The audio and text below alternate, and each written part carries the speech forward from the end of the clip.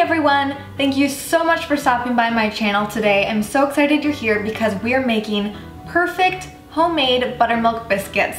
These biscuits take less than 10 minutes to get into the oven and they smell and look incredible. Your family's going to love this recipe. It's full of flavor, buttery, flaky goodness.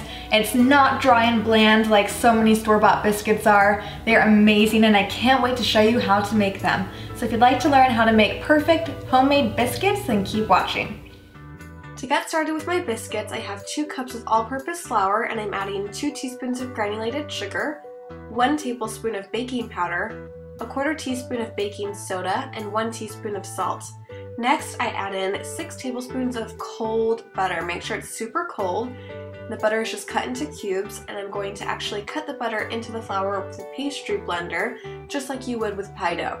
And please excuse my voice, I've been suffering from terrible allergies recently, so I sound so stuffed up. But I gotta tell you how to make these biscuits. So after my butter looks like coarse meal inside my mixture here, I'm going to be adding in 1 cup of very cold buttermilk. And the key with biscuits is that you really want to make sure your butter and your buttermilk are cold. You want to keep everything nice and cold, and you want to make sure that you do not overwork the dough. That's the worst thing you can do to biscuits. You want to make sure that you form a dough here, but you really don't want to be too rough with it because the biscuits will not be tender and flaky and tall. They'll just be like dense and gross, and you don't want that. So I have my dough on a floured counter here, and I'm just going to pat it out a few times. Not really knead it, but just make it nice and smooth, or as smooth as possible. The dough will be a little shaggy. It's not going to look perfect, but I'm just going to pat it out into about a 1/2 inch thickness, and then cut out circles with my 2-inch circle cookie cutter. When you use a cookie cutter to cut out biscuits, you want to make sure not to twist it from side to side too much in the dough, because this could prevent your biscuits from getting nice and tall and having like really perfect straight edges. So just press it down and lift it up. It's that easy. Make sure to put your biscuits down onto a parchment or silicone mat lined baking sheet, and you want to spread them out just a little bit so they have room to rise.